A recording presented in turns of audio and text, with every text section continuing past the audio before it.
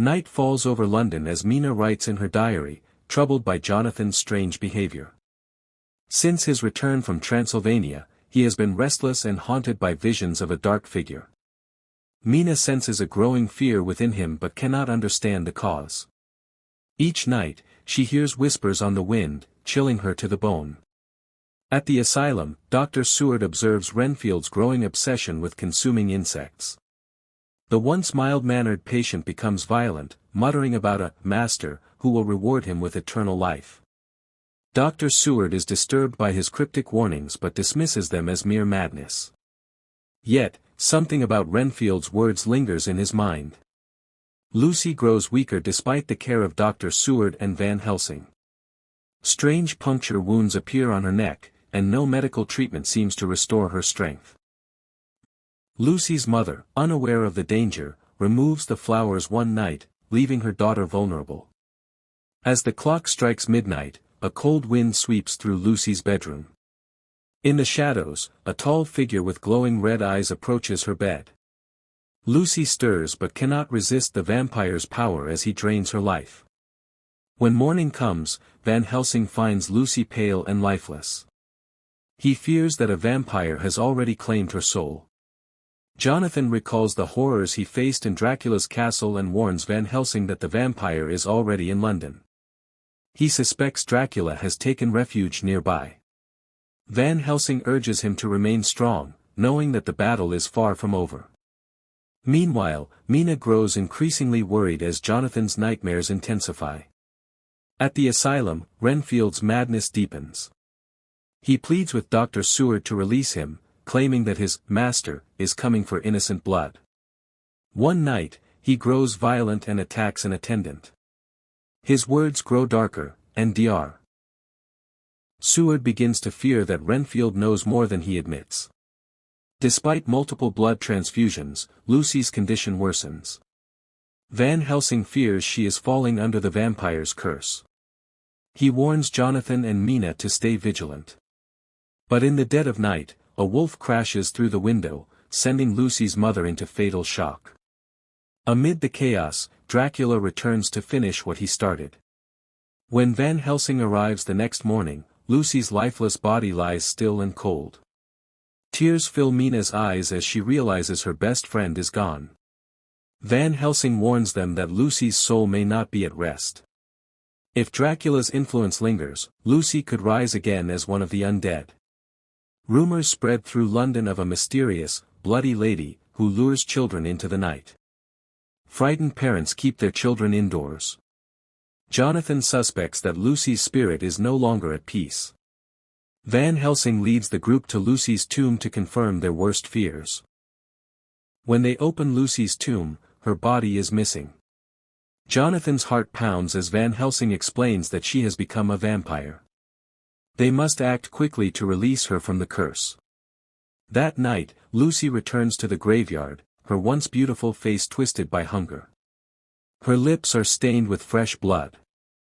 In a solemn ritual, Jonathan drives a wooden stake through Lucy's heart while Van Helsing prays.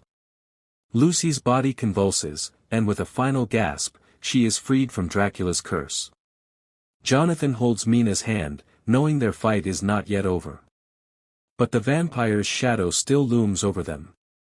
Determined to weaken Dracula's power, Jonathan investigates mysterious shipments to Carfax Abbey. He discovers boxes filled with Transylvanian earth, Dracula's resting place.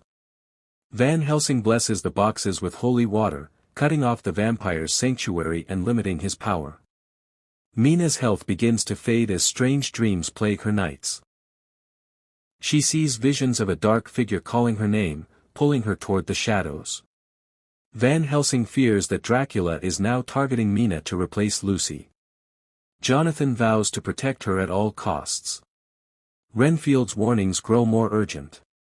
He senses his master's anger and begs to be freed. One night, Dr. Seward finds Renfield dead, his neck broken by unseen hands.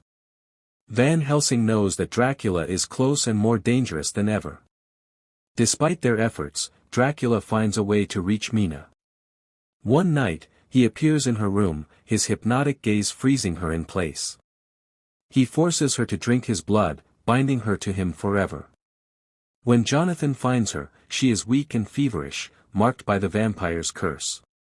Van Helsing uses hypnosis to tap into Mina's connection to Dracula. Through her visions, they track his movements as he prepares to return to Transylvania. Time is running out, and they must stop him before the curse consumes Mina completely.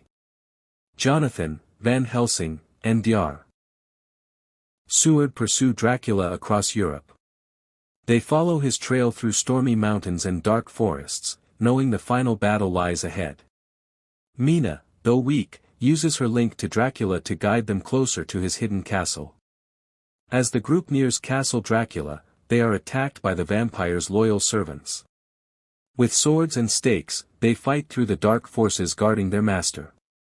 The air grows colder as they approach the vampire's lair. At sunset, Dracula's carriage races toward the castle gates.